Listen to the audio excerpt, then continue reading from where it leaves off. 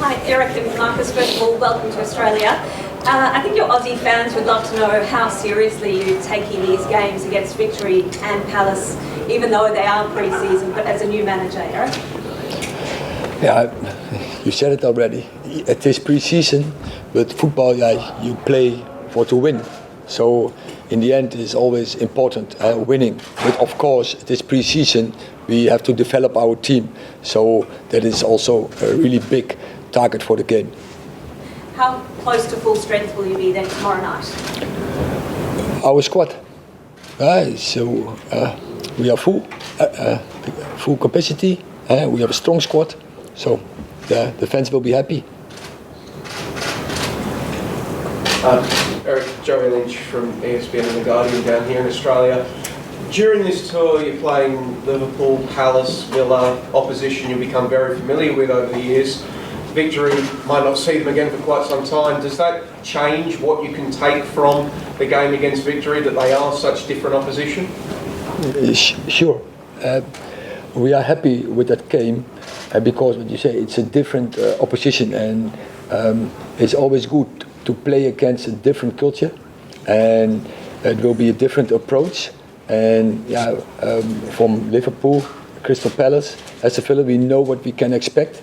From Victory and Melbourne is different, and I think they play in a good level, and they are second in the league last year. So they will have a strong squad, and I think also the coach is well known, and he's familiar with top sport and with top football. So we're looking forward to this game. It's going to be a good test. Erik, could you just update us on the fitness of Harry Maguire, please? Yes, he is tomorrow available. Is he going to play half a game, an hour, kind of? Yeah, we will see. I think he can play half a game. Erik, Simon Beach from PA. Just wondering, we obviously saw some signs of what you've been doing on the training ground in the Liverpool game. I'm just wondering what kind of tactics you're looking to employ this season, whether the players are responding in the way you wanted, and in terms of the midfield, what you want from the midfield. You spoke about you're looking to improve there. What are you looking from the midfield? I want in every part of the team, I want proactivity, and that's the most important, that players take initiative on the ball and off the ball, in offense and defense. Tom Williams, Kick 360. Jurgen Klopp mentioned that his side struggled against your team's man-marking system, particularly in midfield. Could you explain the benefit of implementing this, and do these pre-season games give you the opportunity to refine that sort of structure? No, I would not say that we play man-marking. On a certain moment we play man-marking, and we want to press. We want to press all day, that I mean with proactive football. And sometimes, and as we can, we do that high, but if not possible, then we have to read it as a team, and we drop lower, but still we want to press, and that has to be the intention all day. Any questions for Marcus? G'day, Marcus. Drew Jones from Fox Sports. Just wondering, in Australia, what you've seen of the Australian League throughout your career and your experience of playing against Australian players previously in the Premier League. Can you tell us about that? Yeah, it's been an amazing experience. It's not often that we get the opportunity to play against players and teams from Australia, so it's always tough because it's unexpected for us. So we have to approach the game with the right mentality, the right mindset, and like the boss said, we have to try and win the game. So yeah, hopefully we do that. G'day Marcus, Andrew from 7 News. You probably might have heard of the MCG during an Ashes Boxing Day test. Do you know much about sort of the MCG in Melbourne in terms of the sporting nature of the city and how much we love our sport, and You know, what are your thoughts going to be when you walk out onto the MCG with 60, 70,000? Yeah, we spoke a little bit about it before. I think it's going to be an amazing experience, and like I said, it's a massive opportunity for us to perform against a team that we don't really know much about. So it's going to be unexpected to us, and also perform in front of fans that we don't get the opportunity to do so in throughout the season. So all the players are looking forward to it, and hopefully we give a good account of ourselves. Just a quick follow-up, but if I could, do you get to soak in these matches, because it is something different throughout the grind of a Premier League season, and obviously you're here to do a job, but do you sort of get to enjoy these trips and get to see much, and how do you approach that other than obviously getting things right on the field? Yeah, I think that's a massive part of it. When you're travelling a lot and training hard, and the game at the end, it's sort of the thing that you're looking forward to. So I think it's definitely something to enjoy, and we can always take these experiences that we get from different places around the world and implement it in our games, and I think it'll be a big positive for us. Thank you. Cheers. Adam McCauley, question for Erik. Erik got a lot of praise after the game against Liverpool the other day. I was just wondering what you've made of his ability and potential since you've arrived at the club, and what you think of the academy talent that are available. There's also a lot of talk about signings, but we've got a lot of talented players here, including Zidane. I said before already, I think Manchester United has a huge potential and really good players, and we have experienced players, but also a lot of young guys, young boys, who have a lot of potential. Now is to get the potential out, and therefore we have to work really hard. And Man United is famous about it. Marcus Rashford is one. I think it's a symbol of the academy of Manchester United, and there will coming more talents after. Marcus, Tom Smithies from the A-League. A lot has been written about your form over the last year for the club and country. You've got a new manager. What can Erik do for you as a footballer? I think we can do a lot together. For me, it's a fresh start and something I'm looking forward to.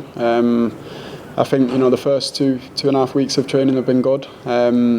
We've improved a lot. We're a lot fitter than we was last season, and also we're making mistakes along the way, so we have a lot of room for improvement. So I'm in a good place right now, and I'm just looking forward to getting more games under my belt and get ready for the season. Erik, Tom Maddox from the ABC. Will you have much opportunity to see Melbourne or any parts of Victoria, and what might your impressions be?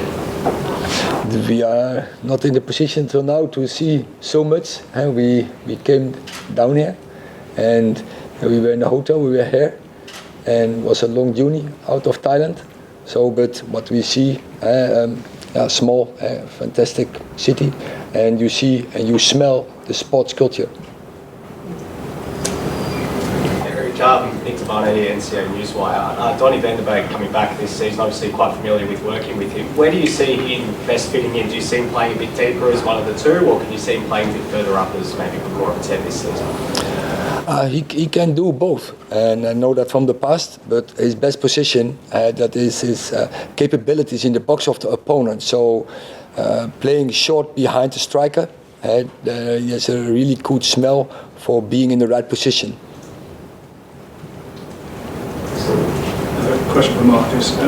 Just obviously nobody at Manchester United had a good year last year, but how have you got yourself out of the down moments, the difficult times? How have you overcome these challenges to get back to this fresh start that you're talking about? Yeah, I think it's been a bit unnatural for me to have such a long break in the summer. I think I had just under 4 weeks, so I had a long break physically and mentally as well. So it's an opportunity to refresh and get ready to go again, and it's always the case with a new season, whether you win or lose. So I just use that opportunity to do what I've always done and just refocus. I was going to say, last summer you obviously had the disruption of the tournament and then the surgery.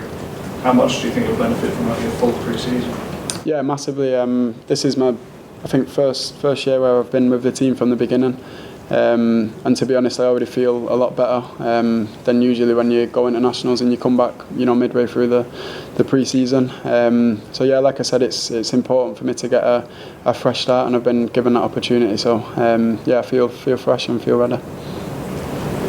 Marcus, this coming game is also the first game of Melbourne Victory's pre-season, which means we might see a few of their youngsters, a few of their kids play, a lot of whom will have grown up idolising Man United and even idolising yourself. Is that something that you're aware of when you're playing in these games, that some of these kids grew up, with your poster on their wall?